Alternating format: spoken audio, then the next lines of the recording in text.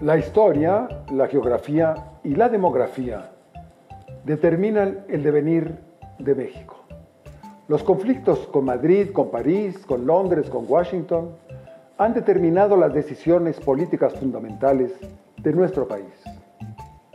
En el año de 1995, el Plan Nacional de Desarrollo definió a la nación mexicana como una comunidad separada en dos partes: 100 millones al sur del Río Bravo y 20 millones al norte. ¿Qué significan los 35 millones de actuales mexicanos de allá en la conformación de la nueva idea de México?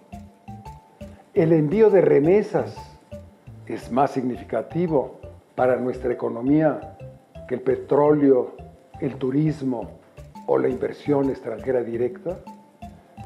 ¿Qué significado tiene todo esto? ¿Cuál es el sentido de las políticas públicas de México hacia la inmensa diáspora de nuestros paisanos en los Estados Unidos? ¿Cuál es el significado del muro para nuestro futuro?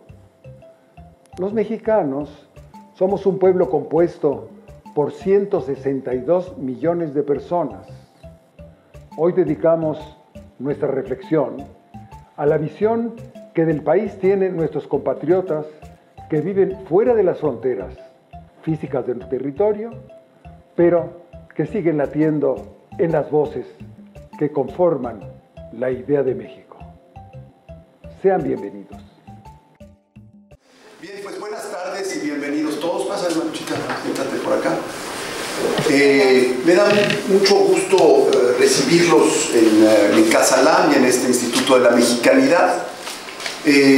Tenemos poco menos de un año de estar trabajando esta institución, que es el Instituto de la Mexicanidad, cuya vocación principal es la de reflexionar sobre aquellos denominadores comunes de la mexicanidad. Hay mucho que nos divide, sobre todo en estas épocas políticas, grillosas dirían algunos, y algo sin embargo que nos une. La búsqueda de esos denominadores comunes es la tarea a la que nos hemos dado en este instituto. Y uno de los productos más significativos de esta institución es este seminario permanente que llamamos La Idea de México. Emilio Cárdenas Elorduy, quien preside y lleva este seminario, decíamos ad eterna, porque bueno, la vida de Emilio es una vida que auguramos nos trascienda a todos. En la vida de Emilio hay una historia de animación de un seminario sobre la idea de México. El trabajo de Emilio Cárdenas sobre la reflexión país es un trabajo que a mí me ha dado enormes luces sobre el devenir, las posibilidades de devenir de este país, y es en este continuum que me he permitido invitarlo para dirigir el seminario permanente de Casalam y del Instituto de la Mexicanidad sobre la idea de México. El día de hoy, el tema que vamos a tratar, y que yo tenía, por cierto, cierta confusión, yo pensaba que era la idea de México en los mexicanos de afuera. No, es la idea que de México tienen los mexicanos de afuera, y quiero agradecerle particularmente a Graciela Orozco que el día de hoy nos haya hecho el favor de acompañarnos y de haber coordinado esta mesa que auguramos con un potencial muy significativo. El trabajo y los comentarios que aquí se hacen quedan grabados, y durante el mes por venir estaremos difundiéndolos en nuestras redes sociales, de tal suerte que independientemente de la participación aquí, a la que estaremos por supuesto todos muy atentos, habrá una serie de repercusiones importantes en las redes sociales como ocurre ahora.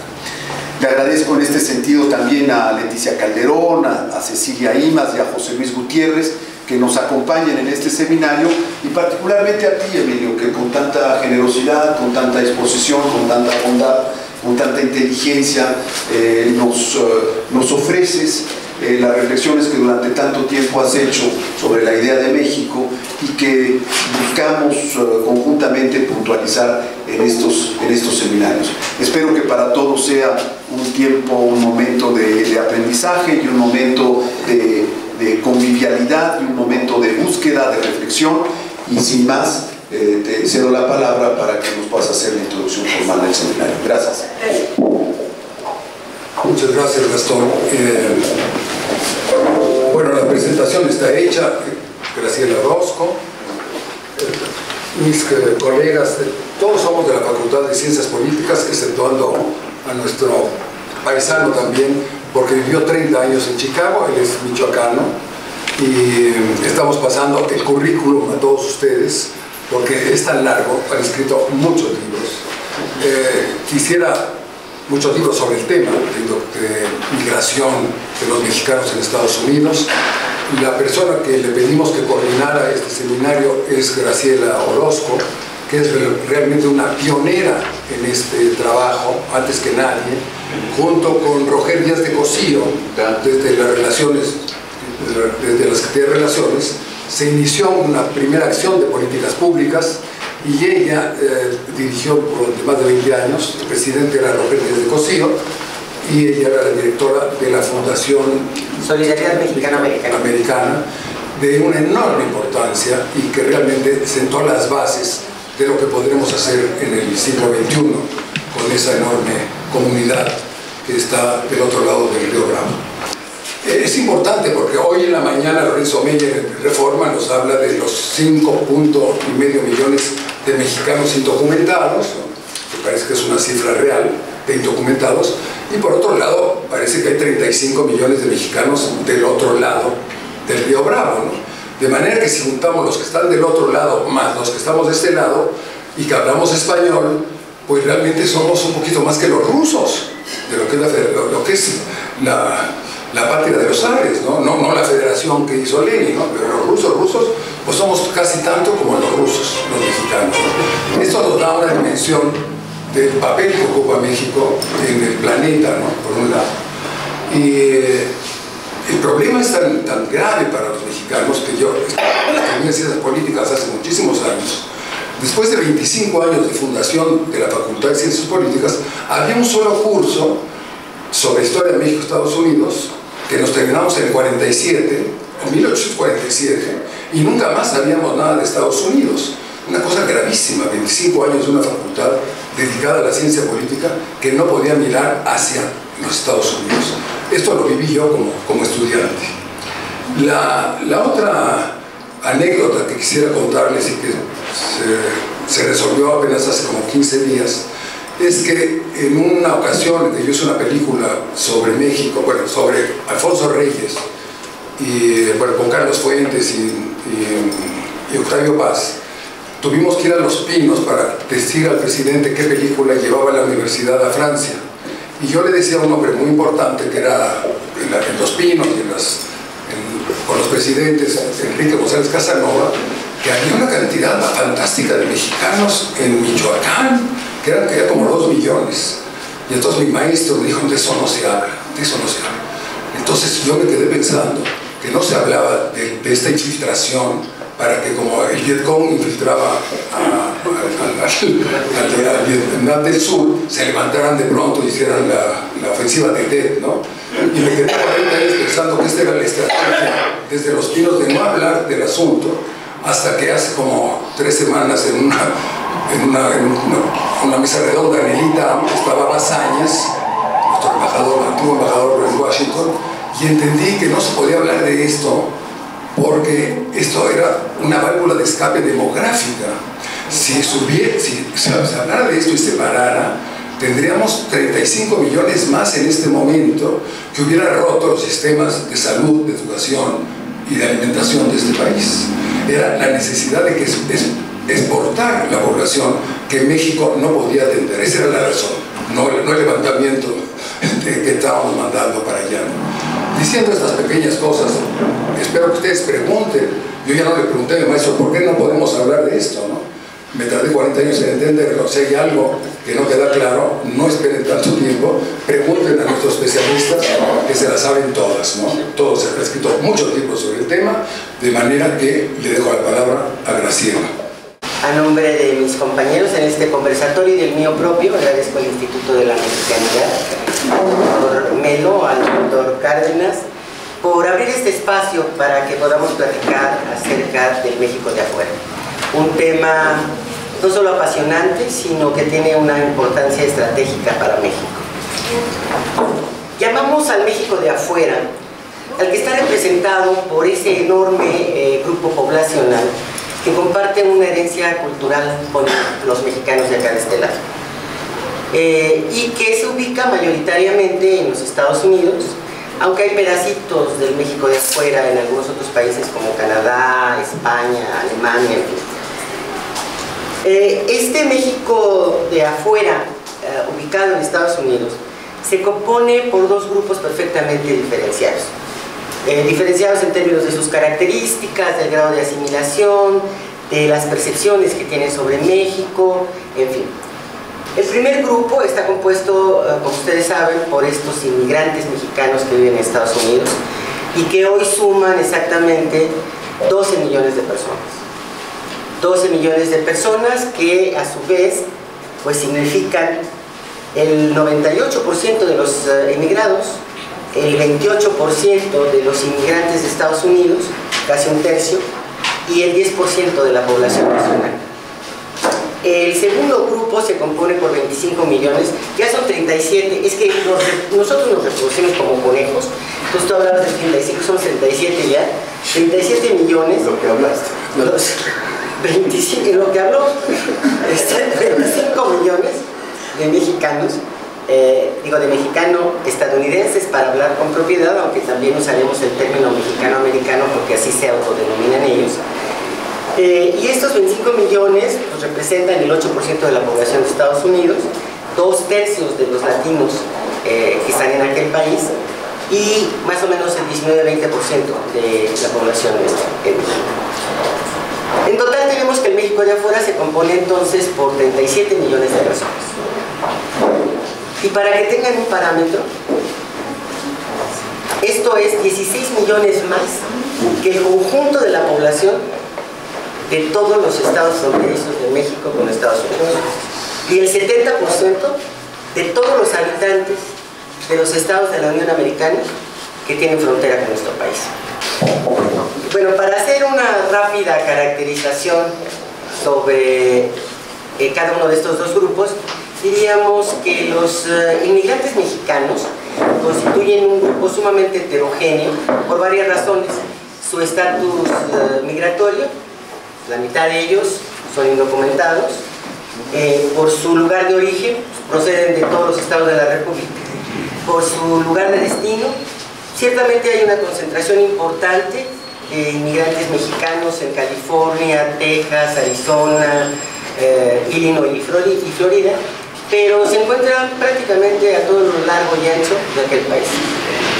En términos de género, este grupo poblacional se divide casi en igual proporción entre hombres y mujeres. Y un dato interesante en términos de su escolaridad, contra lo que se pueda pensar y contra lo que dice Trump sobre nuestros bad hombres, resulta que el 60% de los inmigrantes mexicanos tiene entre preparatoria y estudios profesionales, incluidos maestrías y doctorados. Está mejor, tiene una mejor situación que nosotros en México.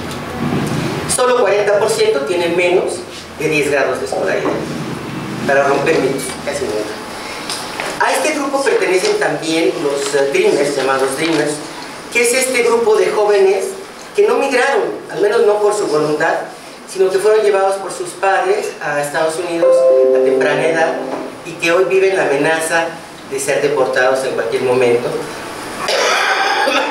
mientras se define en la Corte Suprema de aquel país si es pertinente o no la llamada acción diferida para los llegados en la infancia, conocida como DACA, y bueno, ellos viven entonces en esta industria tremenda. El otro grupo, los mexicano-estadounidenses o mexicano-americanos. Ellos no tienen su origen en la migración. Se originan en esa profunda herida que significó la anexión de los territorios del norte, cuando al término de la guerra con Estados Unidos cambió la línea divisoria, dejando allá a 100,000 pobladores originales de esos territorios. Ellos y sus descendientes son el origen de este grupo mexicano-estadounidense. A este grupo, obviamente, en un proceso de migración continua, que no constante, pero sí continua, a lo largo de 180 años, pues se fueron sumando los hijos y los nietos y los bisnietos de todos esos migrantes que se fueron quedando en aquel país, hasta llegar a esos 25 millones. Ellos son estadounidenses. Entonces, estos ciudadanos estadounidenses han sumado a su creciente número una cada vez mayor influencia en todos los ámbitos de la vida estadounidense. En el ámbito político han creado una capacidad organizativa de más de 3,000 organizaciones de muy diferente corte. Tienen más de 6,000 funcionarios electos. Tienen un poder político importante a nivel local, algunos ya a nivel estatal, y tienen un potencial enorme para influir a nivel federal. Así que a los años, al tiempo. Desde el punto de vista económico no me detengo mucho, un dato solamente.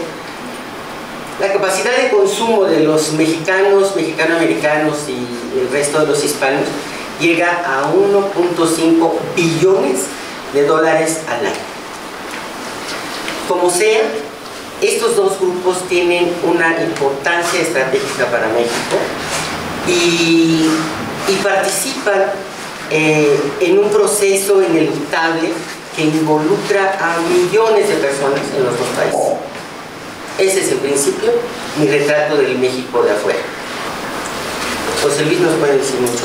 Bueno, antes que nada, muy buenas tardes a todas y a todos. Primeramente agradecer por la invitación a este conversatorio que será punta de partida de muchos diálogos posteriores. Eso no me queda la menor duda, porque el tema da para mucho. Yo creo que hoy será insuficiente. Agradecer, sí, a Graciela Orozco por la invitación, agradecer al doctor Emilio Cárdenas, doctor Gastón Melo, por la invitación, pero sobre todo decirles que me llena de mucho orgullo estar aquí, porque normalmente en espacios como este, en México y en el mundo, no necesariamente nada más en México, se habla mucho de los migrantes, pero sin los migrantes. Se habla de lo que pensamos, de lo que aspiramos, de lo que somos, pero no nos incluyen. O sea, alguien más está hablando por nosotros. Y hoy en día en México se está dando eso también.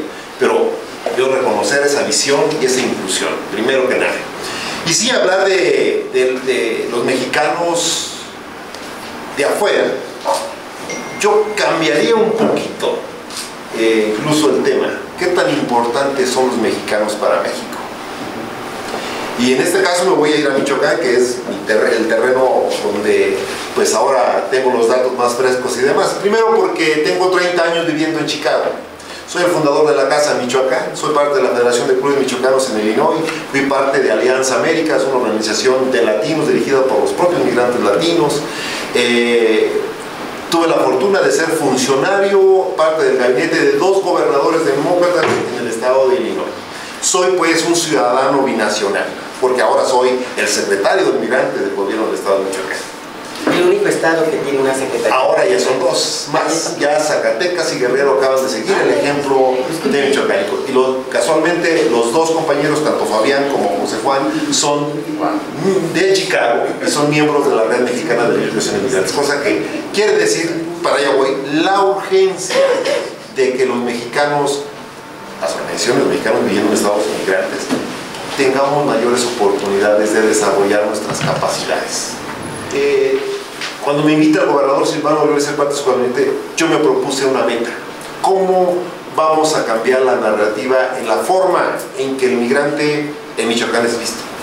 Es visto únicamente con el signo de las remesas, porque Michoacán el día de hoy recibe el 10% del total de las remesas que llegan a México. Estamos hablando que en México el año pasado llegaron 28,000 y tantos, en Michoacán llegaron 2.915 millones de dólares. Si ustedes lo traducen a 19.15, de 19.20 que amaneció ya el dólar, estamos hablando que eso representa el 85% del presupuesto estatal. Michoacán en el 2016 recibe 22.000 migrantes deportados. El año pasado hubo una disminución sustancial, 15.000, pero si sigue la tendencia, más o menos recibiríamos en 2018 unos 16.000, que ha habido un pequeño incremento ahí, no tan importante. Michoacán es el estado que tiene más connacionales en Estados Unidos. Michoacán viven 4.700.000 michoacanos, pero cuando vemos a los michoacanos de segunda y tercera generación en Estados Unidos, son 4.300.000. Entonces hay un Michoacán fuera de Michoacán. Michoacán es el estado que tiene más niños binacionales. ¿Qué quiere decir? Esos 12 millones de mexicanos que están en Estados Unidos, cuando se fueron, nadie les preguntó si se llevaban sus derechos o los dejaban en México. Entonces asumimos que nos los llevamos. Y ahora el único asunto es cómo ejercemos esos derechos. Seguimos siendo mexicanos, lo dice la Constitución de México, lo dice la Constitución de los Estados, y ese es el gran desafío. Y ahí no me voy a meter en la cuestión de los derechos políticos, porque aquí está Leti. ¿Qué implica para un Estado binacional, para un Estado migrante como Michoacán? Pues que tiene su política pública, tiene que cambiar. Y ahí es donde nos hemos movido muy lentamente. El día de hoy tenemos un presidente de Estados Unidos que ve a México y a los mexicanos no como algo positivo. Y a mí realmente me molestó escuchar esta mañana la noticia de que immigrants are like bestias, son animales peligrosos. Yo creo que nos tenemos que centrar cómo vamos a cambiar la narrativa, cómo vamos a contrarrestar en Estados Unidos la narrativa sobre los mexicanos y sobre México. No podemos quedarnos con los que nos llamó animales peligrosos. Entonces tiene que haber una gran alianza entre los gobiernos, y yo creo que ahí Cancillería tiene que jugar un rol más protagónico, seguido por los gobiernos estatales. No es como que me estoy lavando las manos. Y los académicos, ¿cómo le vamos a entrar a tener posiciones más dignas respecto a Estados Unidos y insultos como el de esta mañana? Vamos a hacer dos rondas.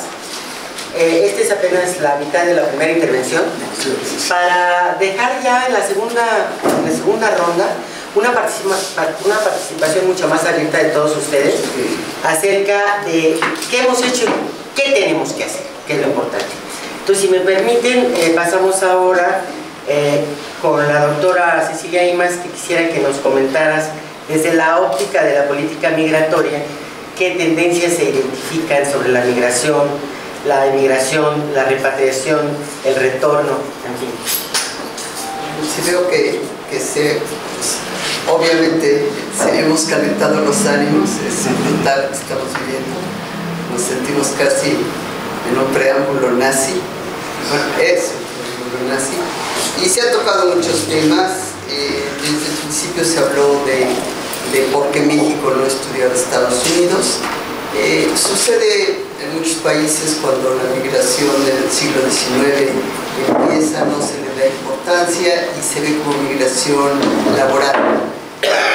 Mexicanos en Estados Unidos llevan emigrando 170 años, a partir, como señaló Graciela, de 1848, que quedan alrededor de unos 80-90 mil mexicanos allá.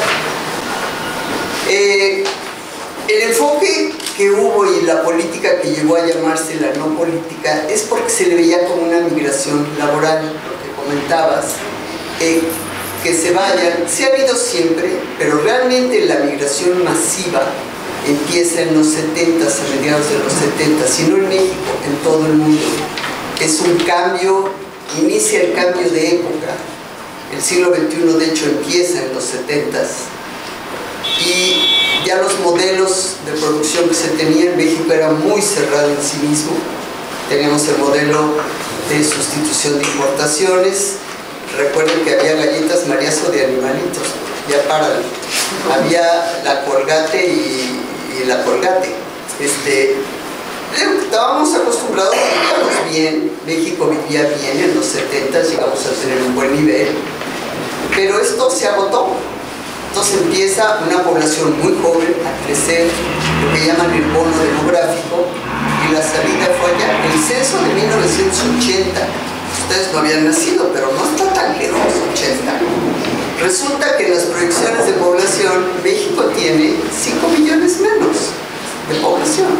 Y en Estados Unidos, 5 más. Se habían ido allá. Ahora, era una migración fácil.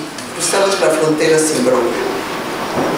Y Estados Unidos simuló y fue ambiguo porque la ley migratoria sigue siendo la misma, pero realmente dejaban pasar porque iban y venían, y era una migración circular. Empezaron a haber ya quejas de que había demasiada invasión mexicana en California, Texas, Arizona, y van poniendo los primeros muros. En el 94 se pone un muro para que me paren. Ahí se veía la migración como algo laboral. Aquí no hay chamba, qué bueno que se vayan. El problema se los pasamos allá. Era la etapa de que se van porque no aguantan, porque son traidores a la patria. Eso ocurrió en muchos países. A México se le complica con transmigración, que en realidad no es una migración laboral, los centroamericanos y de muchos países, Somalia y demás, sino son buscadores de refugio. Y había que darles el trato de refugio. Los retos que tiene México son enormes. Está faltando, tenemos leyes buenas, pero las leyes es un marco, simplemente su reglamento. Falta generar las capacidades para que puedan actuar. Entonces hay falta de conciencia en la sociedad y el gobierno de la importancia que tiene. De acuerdo, ya pasó la... Muy bien, pues entonces ahora le toca su participación a Leticia Calderón, que quisiera que nos platicara pues, qué papel juega el voto de los mexicanos en el extranjero, en ese México de afuera, y qué logros se pueden destacar en la participación política de nuestros connacionales en el exterior. Pues antes que hablar del voto, me gustaría voltearles el discurso, porque yo creo que para México es muy cómodo echarle la culpa a Estados Unidos, y yo creo que lo que ha ocurrido es que hemos llegado a un punto en que jalamos tanto la hebra con el tema de la inmigración, como aquí se han dado cifras muy claras, que esto fue un tema realmente irrelevante, y si no fuera por Trump, no estaríamos hablando ahorita del tema. Pero eso no cambia el discurso, ¿eh? Justamente lo que demuestra es que esta es la primera vez en toda nuestra historia, a lo mejor en 1847, pero después de entonces, a la fecha, es la primera vez que un discurso que alude a los mexicanos nos incluye a todos. O sea, nos hace partícipes, porque Trump no ve una diferencia entre la población que nosotros consideramos y sabemos que pertenece a un cierto sector y el campesino agrícola de California, ¿sí? Siempre el discurso desde México fue: los están deportando, porque esto, como bien tú lo decías, esto es una política de deportación y de cerrar fronteras. Todos aquí habrán oído de Arizona hace 10 años. En Arizona se puso en práctica lo que es hoy la política de Estados Unidos de Trump. Y no dijimos nada. Sí, ahora sí que no dijimos nada. Entonces hay un punto en el cual es una parte muy hipócrita de la sociedad mexicana frente a este tema. ¿Por qué? Porque ha sido muy rentable recibir recursos que son un recurso personal y familiar en todo caso, que representa ese extra que para la familia le permite no estar en la extrema pobreza. Bien lo decías, José Luis, hay comunidades enteras que viven de esas remesas, y que además son pueblos que están divididos entre quienes reciben remesas y quienes, al no recibir remesas, son doblemente pobres, porque entonces en ese contraste no reciben dólares. Y el otro punto, y digamos como para ahondarle a esto, es que los recursos que se han dado a funcionarios mexicanos al combate a la pobreza, ustedes ya lo habrán oído en muchos estudios que se han hecho, digamos, equivalen a haber salido 3 veces de la pobreza en este país. ¿Por qué no hemos salido? Y sobre todo, hay estudios que tenemos donde en pueblos de alta recepción de remesas, alta recepción supuestamente de recursos, de programas de pobreza, y siguen en los mismos umbrales de pobreza. ¿Dónde quedó la bolita? ¿Sí? Entonces, hay muchas cosas donde obviamente yo puedo hablar como todos y me sumo a una parte donde Donald Trump es un tipo horrible, agresivo, mala onda, pero él está hablando a nombre de una derecha que llegó al poder en Estados Unidos. Él es solo, decía un periodista estadounidense, es solo la punta de lanza. Él es ese caballo de Troya con el que lograron entrar al poder. No tiene baja popularidad y vamos a tener una prueba de fuego que ojalá se queme, pero digamos en este escenario las elecciones de noviembre son un punto muy delicado para ver hacia dónde se podrá mover quien sea que gane también en este país. Pero yo les digo una cosa que me parece que es muy importante.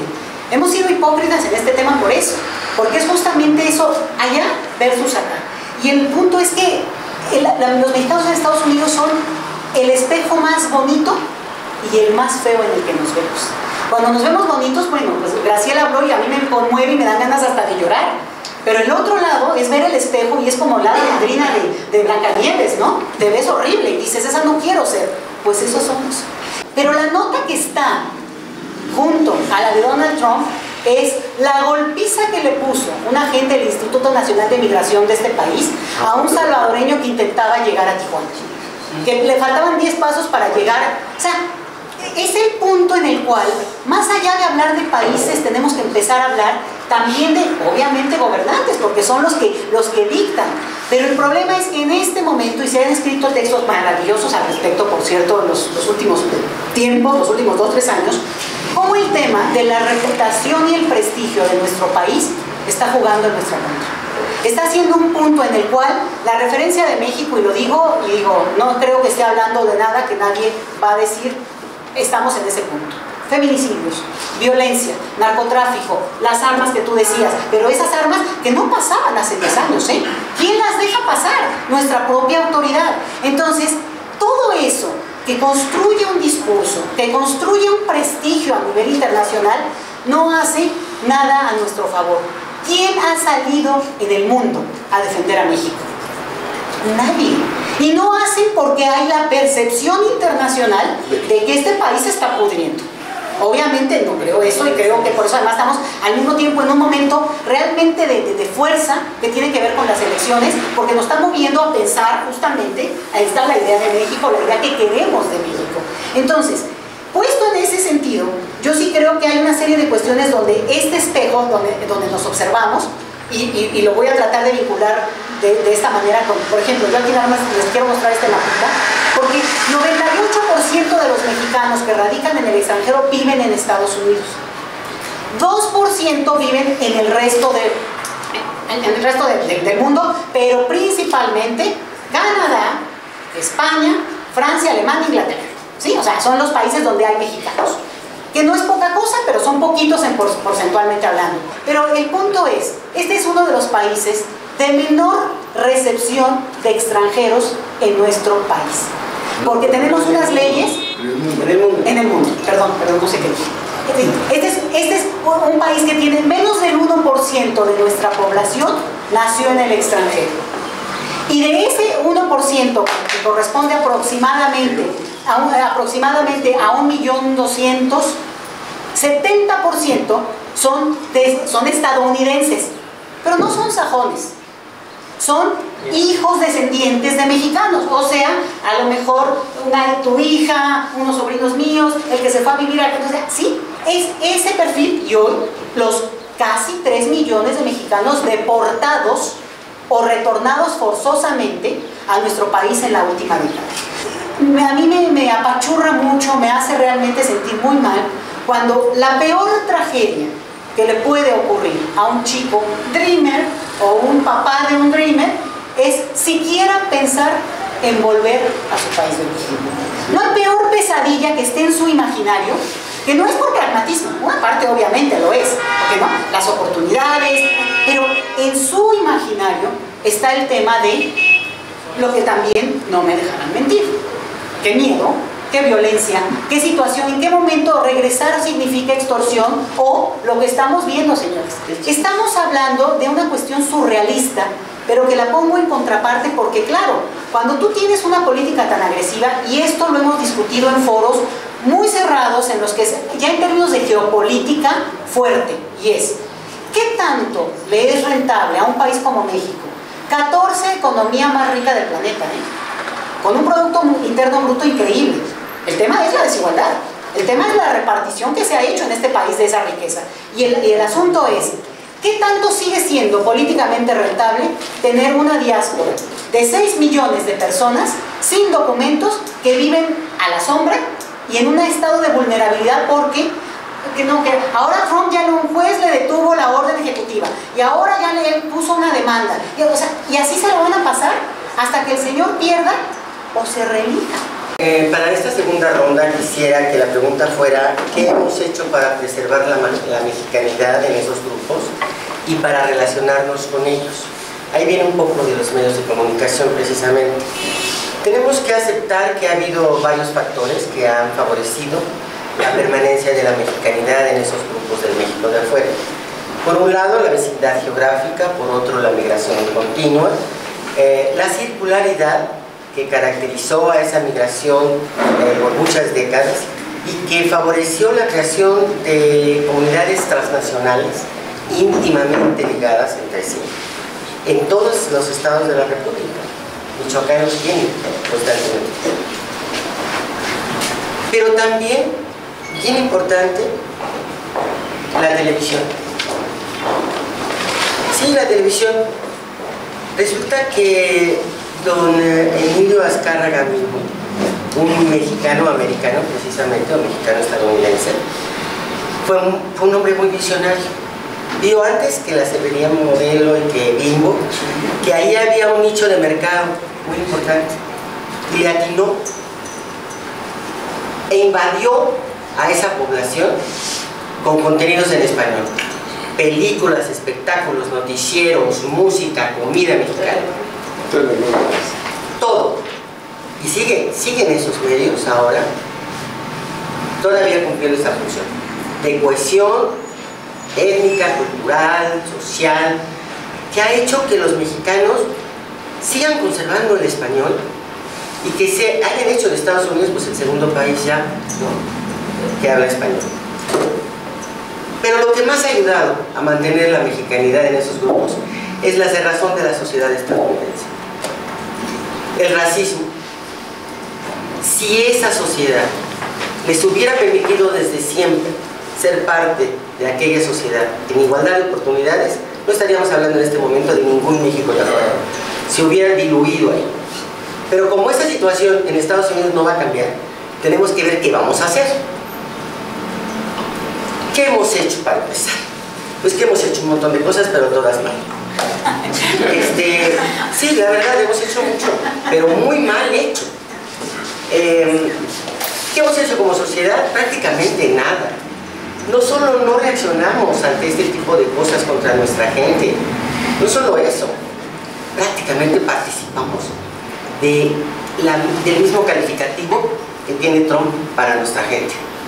Ay, pues son esos mugrosos que se van a Estados Unidos, ¿no? Los hemos llamado traidores a la patria, los hemos llamado pochos, los hemos llamado apátridas, en fin. Y no están presentes en nosotros, en nuestras vidas cotidianamente. No lo están. Tenemos una asignatura pendiente. No están en nuestros libros de texto gratuito. No están en los contenidos curriculares de ninguna de las carreras que se estudian en este país, ni siquiera las que tienen mayor relación con aquella población, como podrían ser la carrera de Relaciones Internacionales o la carrera de Derecho, en fin, o la de Comercio Internacional. Tenemos una asignatura pendiente. En la época de Echeverría, que fue muy sensible al tema de los mexicanos en Estados Unidos, en esa época hubo un grupo, y tome nota, porque si yo me muero, nadie va a saber que ese grupo existió, porque no hay registros. Entonces, pues no hay registros en ningún lado. Trabajaba yo en presidencia con Echeverría y me encargaron por X circunstancias de atender a los mexicano-americanos que venían a México en una búsqueda de respaldo dentro de esa lucha que llevaban a cabo en el movimiento chicano de aquellos años mediados de 70, finales de 70. Y había esos grupos que se llamaban Reencuentro, que se reunían de manera clandestina, funcionarios mexicanos con funcionarios y con líderes mexicano-americanos para tratar temas de la inmigración, del empleo, de la inversión con ellos, pero nadie podía decir nada. Clandestino. Era clandestino. ¿Se imaginan? Ahí me atrapó el México de fuera. Eso de la clandestinidad me encantó. Les dije que era un tema apasionante. Sí, si puedo hacer una brevísima intervención de algo que me pasó también por ir al ITAMA, una clase de Olga Villicer, que fue fantástico. Ella invitó a una mexicana nacida en México, que tiene 30 años en Nueva York, que se llama Faye Bierman, que acaba de publicar un libro que se llama Mexamérica, ¿no? Es una señora judía y que entrevistó a 400 gentes de Manhattan, no se mueve mucho más allá, de mexicanos, y publicó un libro recientemente que no podía encontrar porque no lo compré en el ITAM, no lo llevaron, se le olvidó algo a Villicer llevarlo, pero parece que es un libro interesantísimo. Ahora, esta señora mexicana, pero judía, hablaba de una cosa muy importante, sobre el futuro, qué va a pasar con esos mexicanos y con ese problema. Ella decía que, lo hablaba de la diáspora, esa es una palabra básicamente de tipo judío, ¿no? Que si no se organiza y no se tiene realmente esta visión como los judíos que decían el año que entra a Jerusalén, ¿no? Si no logramos que digan el año que entra a la Basílica de Guadalupe, a ver a la Morena, ¿no? Y al que esté representando a la Morena en ese momento, se va, en 5 generaciones se diluye y se pierde el vínculo emocional, lingüístico, de sangre, ¿no? Y los judíos no lo han perdido, ¿no? Pero los mexicanos que estamos tan cerca, sí podríamos tener que ir pensando en esta manera de poder realmente considerar una diáspora y mantener los vínculos de la memoria de aquí a 5 generaciones, porque si no le va a pasar como los lituanos y los polacos que llevan 5 generaciones, ya no saben de dónde venían los tatarabuelos, ¿no? Ahora, la proximidad es muy importante. A mí me tocó estar encargado de los asuntos culturales de la Cancillería en la época en que se escribió, creo que en esa época se escribió el choque de civilizaciones de Huntington, y ahí viene este problema del gueto mexicano, ¿no? Todos han sido asimilados. La tragedia para Huntington y un poco para el señor Trump es que los mexicanos, a diferencia del polaco, del lituano, del noruego que llega a Estados Unidos, pues ya en 2 o 3 generaciones nunca regresa más a saber ni siquiera de dónde vienen. Pero el mexicano no se va a asimilar. Y este problema de la no asimilación y del gueto, que no sucede con otro tipo de migración, a lo mejor los colombianos van a desaparecer, pero los mexicanos estamos muy cerca, ¿no? La tierra nos une. Era un verdadero pavor que se levantó en ese momento y que Trump lo está manejando, porque no somos iguales a los italianos. Pues, ya terminó El Padrino y sus bisnietos ya no saben ni de dónde venían los señores de Marlon Brando, ¿verdad? El Padrino. Ese es el problema muy grave que se planteaba en los 90 en una forma muy académica desde el punto de vista del choque de civilizaciones, y que los mexicanos eran inasimilables, ¿no? Y es muy probable, por un lado, o que se asimilen, que es una tragedia para esta comunidad de 165 millones, o cómo vamos a hacer para que se mantenga, además de la red que hizo el señor Azcárraga, y ahora parece que Slim tiene ya su propia red hispánica, por eso haber pasado un día completo hablando con el señor Trump. Ahí están los medios de comunicación hispánicos, que deberían ser mexicanos, para seguir manteniendo el imaginario de Cantinflas, de Tintán y de Ninón Sevilla y todo esto que es nuestra memoria en las próximas generaciones. Al final del día es como la comunidad mexicana en Estados Unidos, con esa diversidad, manteniendo el origen en su lengua, en su cultura, en sus tradiciones, busca una completa participación en la sociedad norteamericana con respeto y dignidad. Y hay que decirlo que sí ha habido un avance cualitativo. Cuando fui funcionario, miembro del gabinete de gobernadores en el estado de Illinois, yo veía alrededor quiénes de los latinos, de los mexicanos éramos parte cercana al gobernador. ¿Y saben qué? No había mexicanos, éramos mexicanos nacidos en México, algunos habían llegado de 9 años, pero con una conciencia más mexicana que mexicoamericana, y muy orgullosos todos en nuestro origen. Yo creo que ahí se empieza a romper la idea de la maldición de la India María, que terminábamos no siendo ni de aquí ni de allá. Ahora, quiero decir, estamos hablando ahora de ciudadanos que van en contra de la maldición de la India María, que somos tanto de aquí como de allá, somos ciudadanos binacionales. Y eso, sin duda, tenemos que empezar a ver a los mexicanos, a los mexicoamericanos en Estados Unidos, como aliados en esa política pública y en esta narrativa de Washington hacia México, hacia los inmigrantes mexicanos. No hay de otra. Y aquí sí tenemos que ser muy respetuosos y para buscar esa corresponsabilidad del gobierno de Estados Unidos. La embajada tiene que entender esas dinámicas de los estados mexicanos, de este país como un país de migrantes, como un aliado, como un amigo, como un vecino. Entonces eso tiene que ir permeando también en la sociedad en general mexicana. Solamente así vamos a poder el día de mañana aspirar a una política pública, y lo decimos siempre, una política pública en la cual los migrantes no sean invisibles. Sí, y una última anotación sobre esto.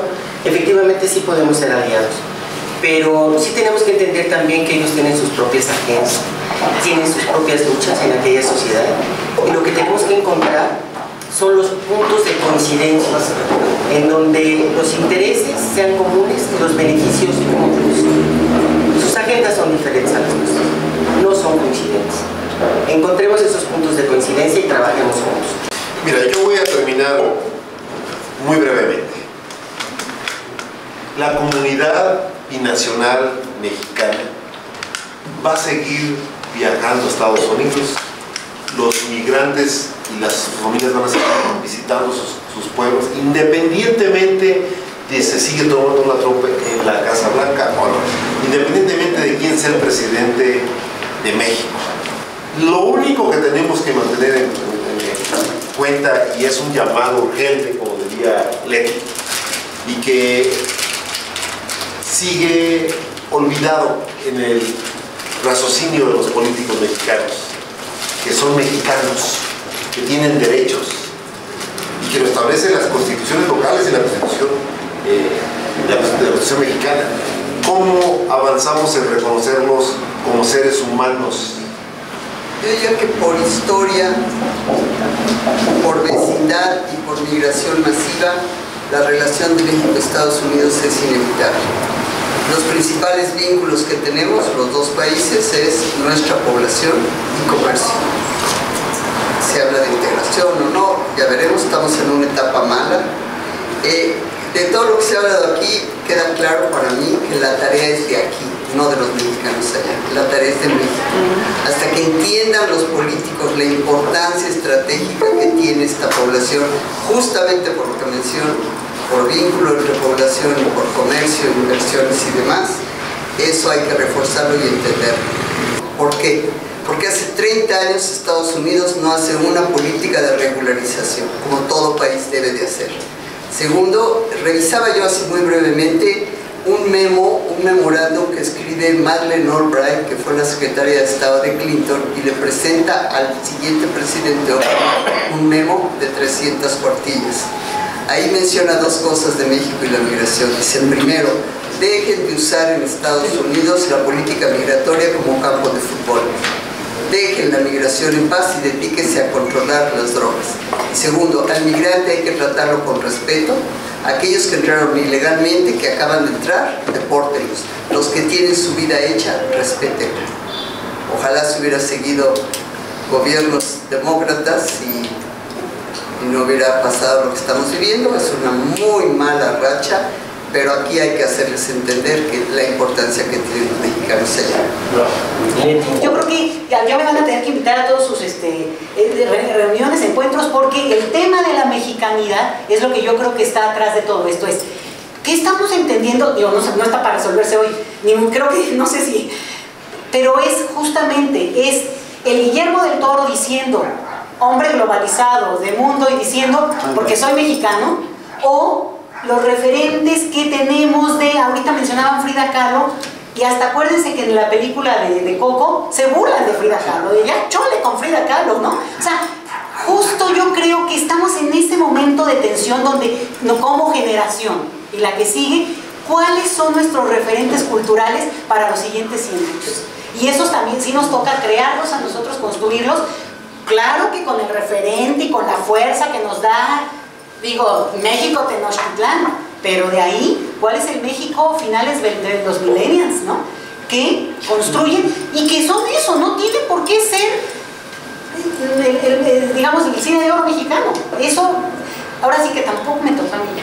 Pero creo que sí es un punto en el que esa gran tensión es la que también permite entender, y cierro con esto, el momento en que logremos decir, los mexicanos que viven en el extranjero, y yo cuando viví en el extranjero como migrante, porque en general la clase media, media alta, la élite tiende a decir, bueno, los 6 meses o la semana que voy, ¿no? A dar clases a Princeton, Jorge Castañeda, o no, Anaya, o lleva a sus hijos a Atlanta, y eso sí es válido. Y claro que lo es. Digo, supongo que si ganas lo que él gana, puedes hacerlo, ¿verdad? Pero, ¿me entienden? Ahí sí es válido y todos aceptamos el discurso. No está mal. Pero si un trabajador decide que tiene mejores oportunidades, un futuro, y entonces se arriesga, entonces se criminaliza, se ataca, y entonces México se desentiende de eso. Creo que esa es la tensión que hay que preguntarnos, y no solo los candidatos en sus plataformas, porque la verdad van a decir misa y nos van a prometer hasta que vamos a lo que quieran. El punto es, como sociedad, también enterarnos, y 2 anuncios. La revista de la universidad está padrísima, y este número se llama Mexamérica, el que anunciaron ayer o antier. De verdad que para este tema viene súper al caso.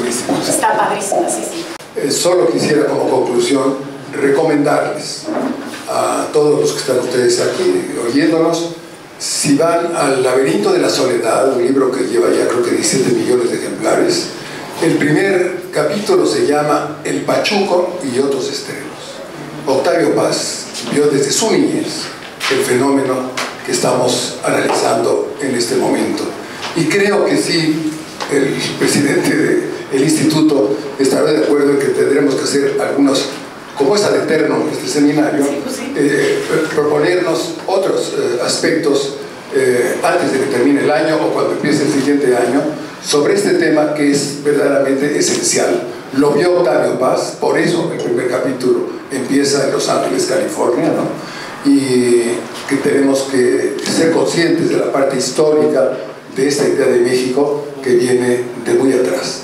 Le pedimos a nuestro presidente que haga entrega de los reconocimientos a los ponentes, a nuestros conferenciantes, y a Graciela sobre todo, con una cosita especial en madera. Gracias.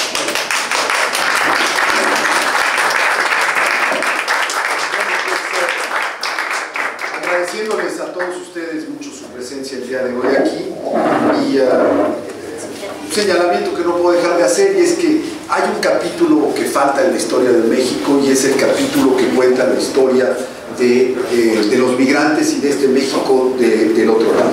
Hace algunos años en Lansing, Michigan, con el alcalde Vicente, no recuerdo cómo se llama, un cuate de Monterrey, alcalde de la ciudad de Lansing, decíamos, estaba Emilio Azcárraga y había otras gentes de Televisa, y dicen, oye, nos falta en las telenovelas históricas un capítulo sobre los migrantes. Yo creo que aquí hay cineastas y hay artistas buenos para que puedan de alguna manera empezar a contar esa historia, porque coincido contigo en el sentido de que la mexicanidad es sobre todo prospectiva. Hay una mexicanidad y hay raíces, hay ideas, pero México no ha terminado de existir. Vamos a hacer México, porque el único México posible es un México ejemplar, es un México que puede nacer a raíz de estas reflexiones. Con esto dicho, me voy a permitir en nombre del Instituto de la Mexicanidad y en mi calidad de director general del mismo, ofrecer y otorgar el presente reconocimiento a la doctora Leticia Calderón Chelius por haber presentado la ponencia El voto desde el exterior. Ayer y hoy ya no fue ese voto, pero bueno, ya no fue ese el título de la ponencia. Pero muchas gracias, Leticia, creo que han sido aportaciones muy sustantivas, muy interesantes, y nos dejan un retrogusto de reflexión que es muy importante. Gracias en nombre de...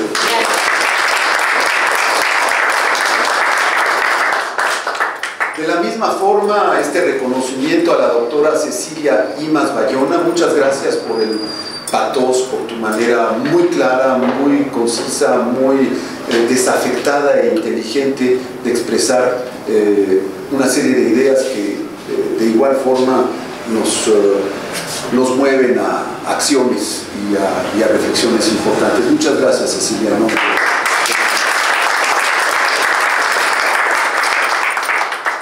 José Luis, tenerte aquí es un privilegio.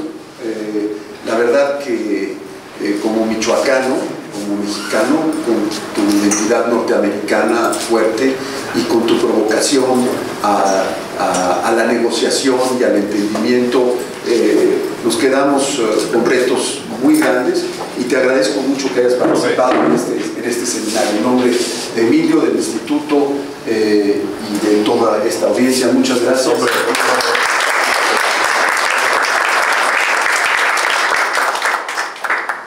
Querido Emilio, no hay para ti. Como eres ad eterna, ya me arreglaré con otras instancias para otorgártelo, pero de manera muy especial, Graciela, y recordando con mucho cariño a nuestro maestro, nuestro amigo, Roger Díaz de Cosío, con quien tuve ocasión de discutir estos temas muchas veces, contigo también.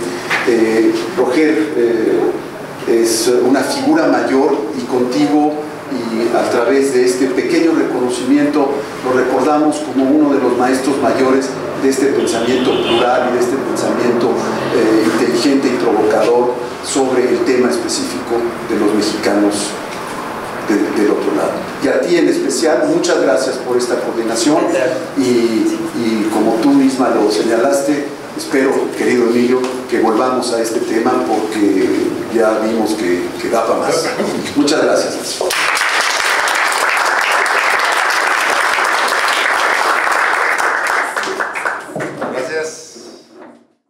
Muy buenas tardes, mi nombre es Josep Rota, catedrático emérito de la Universidad de Ohio y vicecanciller emérito de Asuntos Internacionales de esa universidad, actualmente residiendo en Austin, Texas, desde donde tengo el privilegio de dirigirme a los compañeros y compañeras del Instituto de la Mexicanidad.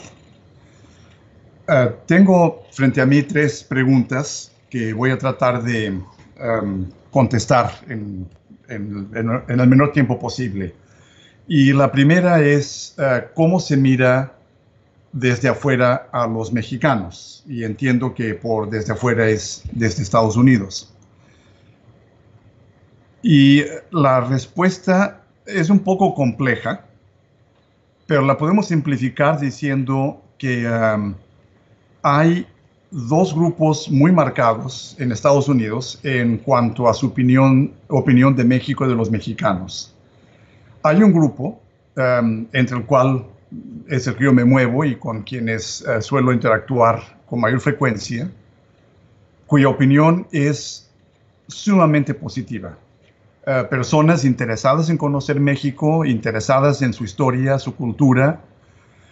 Aquí mismo en Austin, en el último año y medio, ha habido 2 exhibiciones muy importantes, una sobre muralismo mexicano, la otra sobre Diego y Frida, ambos enormemente populares en Estados Unidos, y que han atraído un público enorme, muy numeroso, y con un interés genuino de entender esa manifestación del arte contemporáneo mexicano. Para ese público, hay un nivel de conciencia de que México enfrenta problemas, de que las relaciones con Estados Unidos han entrado en una situación difícil y muchos de ellos reaccionan de manera muy fuerte, negativamente, hacia el trato que México está recibiendo por parte del presidente Trump y muchos líderes políticos en Estados Unidos. Y este es el segundo grupo importante, que es un grupo que siempre ha existido, grupo que no solamente expresa actitudes, conductas, valores, opiniones negativas hacia México y los mexicanos, sino que en general son xenófobos. Su actitud negativa hacia otros países también es muy marcada.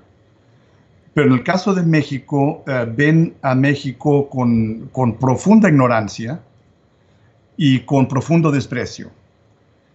Lo que es preocupante es que este grupo hoy en día está en el poder y empieza por el presidente Trump, cuya forma de referirse a México y a los mexicanos, en primer lugar, se caracteriza por su vulgaridad, la forma soez en la que se expresa, la manera en que para personas de bien y para personas que conocen a México y los mexicanos, nos resulta extraordinariamente ofensivo. Más grave todavía, porque cada vez que Trump abre la boca y abre sobre México, aparte de su racismo, de su antimexicanismo tan marcado, pero aparte de esto demuestra una ignorancia que es increíble por parte del presidente de este país. Ignorancia que es compartida por el líder de la Cámara de Diputados, el señor Ryan, el líder de la Cámara de Senadores, el señor McConnell, y por muchos líderes, sobre todo del Partido Republicano y de una extrema derecha que en Estados Unidos ha agarrado mucha fuerza, sobre todo desde la elección de Trump. Esta actitud negativa se está expresando de manera creciente, se muestra en la forma en que el gobierno de Estados Unidos está presionando a México y a Canadá con las negociaciones o renegociaciones del Tratado de Libre Comercio de Norteamérica, y se expresa de muchas otras formas. Ante esto, la cosa que a mí me preocupa es la ausencia de voces mexicanas en y fuera de Estados Unidos que puedan contradecir, contrarrestar esa propaganda negativa. Un organismo que por razones obvias debería de tener una gran voz es el Cuerpo Diplomático Mexicano, considerando la muy significativa cantidad de consulados que hay en este país. En el caso del consulado mexicano en Austin, es una excepción a la regla, por ser un consulado que hace un trabajo espléndido de llegar a la comunidad de Austin con un mensaje muy positivo y que tiene un impacto favorable para México. Pero el cónsul mexicano en Austin, como digo, es una excepción. El cuerpo diplomático mexicano en Estados Unidos casi que no ve otra misión más que dedicarse a visas y a responder a necesidades de los residentes de origen mexicano en Estados Unidos, sean legales o no. Pero no hay, en general, el tipo de atención a los medios, a las comunidades intelectuales, a universidades, escuelas, al público en general que debería haber. Por consiguiente, hay una falta marcada de un grupo independiente, un grupo autónomo, tal vez un poco parecido a cómo otros países han establecido grupos de presión que defienden los intereses de este país de manera legítima dentro de la normatividad legal de los Estados Unidos.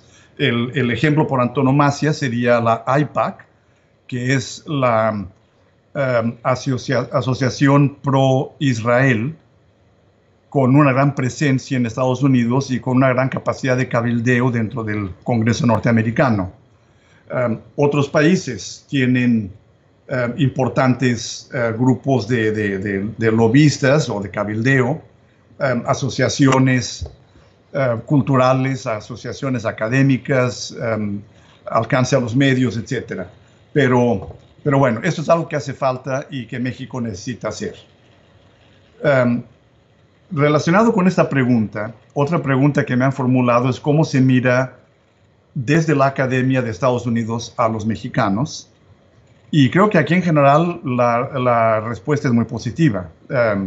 Entre mis colegas académicos de todo el país, y he tenido la oportunidad de participar a lo largo de los años en muchísimos congresos, asociaciones, etcétera.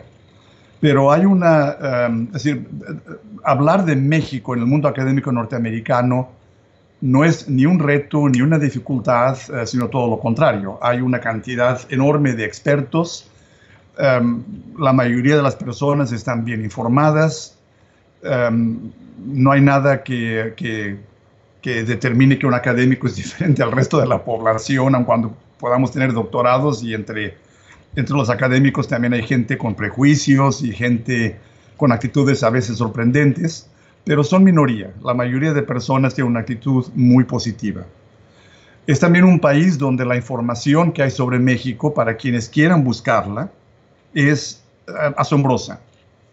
Y tal vez ningún mejor ejemplo sería que de la Universidad de Texas, aquí en Austin, que es la Universidad de Estados Unidos con la mayor colección tanto de libros en la biblioteca como de mapas, documentos, revistas de todo tipo, materiales digitales, en fin, la información que existe en la Universidad de Texas sobre México hace mucho tiempo excedió ya el 1,000,000 de asientos.